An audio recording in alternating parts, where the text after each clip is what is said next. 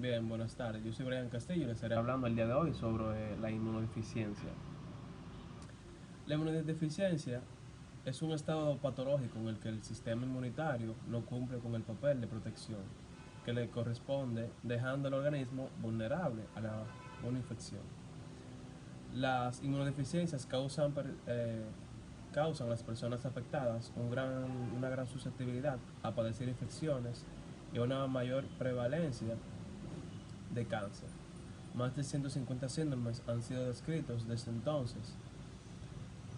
Paradójicamente, algunas inmunodeficiencias pueden acompañarse de producción excesiva de IgE o de, auto, o de autoanticuerpos por el uso de rutinas de antibióticos, ya que muchas personas abusan de él.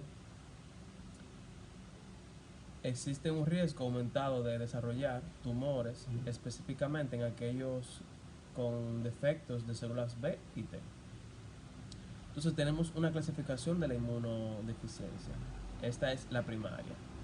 Tenemos de tipo humoral, de anticuerpos, de tipo celular y combinadas por déficit de células T, alteraciones en el número y función de los fagocitos, déficit de complemento, defectos de la inmunidad innata, alteraciones autoinflamatorias, enfermedades inmunes e inmunodisreguladoras y otras inmunodeficiencias bien definidas. Tenemos otra clasificación que es la secundaria, y esta a su vez se va a clasificar en inmunidad innata y adaptativa y en inmunodeficiencia. Tenemos que en la inmunidad innata tenemos la malnutrición, enfermedades genéticas y metabólicas, drogas inmunopresoras, cirugías, traumas. También tenemos edades extremas, prematurez y edades avanzadas y estrés ambiental. También tenemos enfermedades por infección de VIH. En inmunodeficiencia, infección o tumor. Tenemos la inmunodeficiencia metabólica genéticas. Tenemos en ella la malnutrición calórica proteica, deficiencia de vitamina oligoelemento, diabetes mellitus, deficiencias enzimáticas, enfermedades renales, trisonomía 21, síndrome de Down y enteropatía perdedora de proteínas. Tenemos también la inmunodeficiencia infecciosas neoplásicas. En ella tenemos virus como sarampión, herpes, rabia, influencia. En bacteria tenemos tuberculosis y microbacterias. La inmunodeficiencia por fármacos, tenemos inmunosupresores, ciclosporina, tacorimus, metazona, ciclofamidia, corticoides, loaines, otras drogas como anticonvulsivantes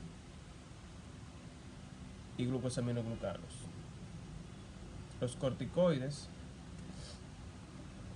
como los monocitos o macrófagos, tenemos una disminución del número de células circulantes, receptores de síntesis de citoquinas, las células T. Aquí hay una reducción del número de células circundantes y de la producción de IL-2. En los granulocitos de una disminución del número de eosinófilos y basófilos, en un aumento del número de neutrófilos circulantes.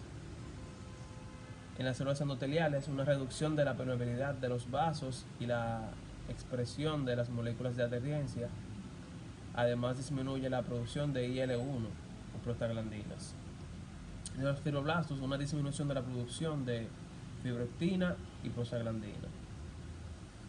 También es muy importante decir que son muy utilizados con propiedades antiinflamatorias e inmunomoduladoras. Son muy efectivas y costo efectivas, pero al mismo tiempo pueden causar serios efectos secundarios si no se utilizan de la manera correcta. La inmunodeficiencia combinada. Representa alrededor del 20% de las inmunodeficiencias y afecta el desarrollo y o función de los linfocitos T, frecuentemente asociados a la deficiencia de anticuerpos por defectos extrínsecos o extrínsecos en los linfocitos B. Se clasifican de acuerdo al fenotipo inmune o inmunodeficiencia combinada severa o inmunodeficiencia debido a una ausencia del timo en los estudios imagenológicos. Los exámenes de laboratorio se observan consistentemente linfopenia severa de disminución o ausencia de fracción gamma de los electroforesis de las proteínas, y una evaluación inmune más detallada permite confirmar la IG séricas y disminuidas o ausentes con falta de respuestas de anticuerpos. Tenemos también la deficiencia de número y o función de células fagocíticas. Las deficiencias en el número y o función de los fagocitos predisponen a infecciones recurrentes de la piel, mucosa u órganos profundos, de bacterias extracelulares, hongos y algunas oportunistas. Estas enfermedades constituyen alrededor del 11% de inmunodeficiencias, con una prevalencia general de 1 en 100.000 nacidos y vivos, y pueden manifestarse neutropenias aisladas, defectos de adhesión y de quimiotaxis, entre otras funciones inmunes, asociadas o no a otras anormalidades inmunes en otras células, así como no inmunes. Hasta aquí mi exposición. Mi nombre es Alondra Castillo y yo voy a estar hablando sobre lo que es inmunología de la infección por VIH y las inmunodeficiencias secundarias. Las generalidades sobre el VIH. Se han descrito dos tipos del VIH, que son el VIH-1 y el VIH-2. El VIH-1 es el más común, mientras que el VIH-2 se encuentra restringido a una zona al oeste de África. Este virus se originaron a partir de la transmisión del lentivirus de primates no humanos, conocidos como SIP, en un fenómeno denominado como zoonosis. La infección por VIH se puede adquirir por vía parental, percutánea, la mucosa intestinal, oral, genital, conjuntival, transplacentaria a través de diferentes mecanismos como la transfusión de sangre, los trasplantes de órganos de donantes infectados, mediante las relaciones sexuales en sus diferentes tipos, vaginal, anal y oral, y también el uso de las jeringas compartidas o accidentes punzocortantes contaminados, y también de una madre a su hijo mediante el trabajo de parto en la placenta o por lactancia materna. Tenemos la clasificación y estructura del virus. La partícula del virus del VIH es de forma esférica con tres estructuras superpuestas, que son la envoltura, la matriz y la cápside. El genoma del VIH contiene 9 genes que dan origen a 13 proteínas maduras funcionales, las cuales están rodeadas por 2 secuencias LTRL, la 5 LTRL y la 3 LTRL. Los 3 genes principales, que son el GAC, el POL y el NB, que codifican para los componentes de la poliadelanización. Las tres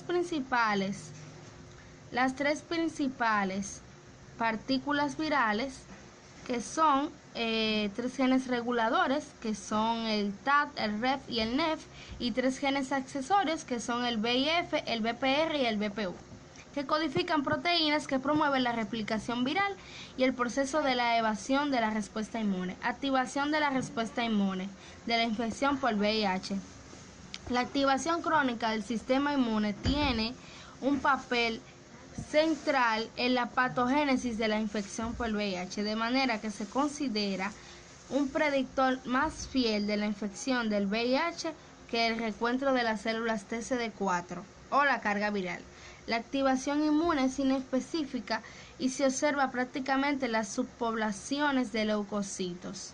En las poblaciones de leucocitos se han asociado eventos fisiopatológicos importantes como la alta producción de citocinas proinflamatorias. Aunque se activa la respuesta inmune, esta se ve deteriorada porque el VIH destruye las células del sistema inmune y los órganos linfoides. También afecta lo que es la respuesta innata. Ahora hablaremos sobre las inmunodeficiencias secundarias. Existen muchos factores intrínsecos y extrínsecos que pueden afectar negativamente el desarrollo de la respuesta inmune, produciendo estados de inmunodeficiencia secundaria que van a incrementar el riesgo de padecer infecciones con mayor frecuencia y severidad al observado en sujetos inmunocompetentes. La causa más frecuente de inmunodeficiencias secundarias es la malnutrición, que en el mundo afecta a muchas comunidades que tienen acceso restringido a una alimentación completa. Existe una clasificación de las inmunodeficiencias secundarias, en la cual las principales, como dijimos, son las deficiencias nutricionales, como es la malnutrición proteico-calórica, la deficiencia de vitamina A, C, D, E, B12 y B6, deficiencia de hierro y deficiencia de minerales como son el zinc, el selenio y el cobre. También están las otras como son enfermedades crónicas debilitantes como el cáncer y enfermedades autoinmunes, agentes inmunocompetentes como son la radiación y las globulinas antilinfocitos T, enfermedades renales crónicas, lactancia menor.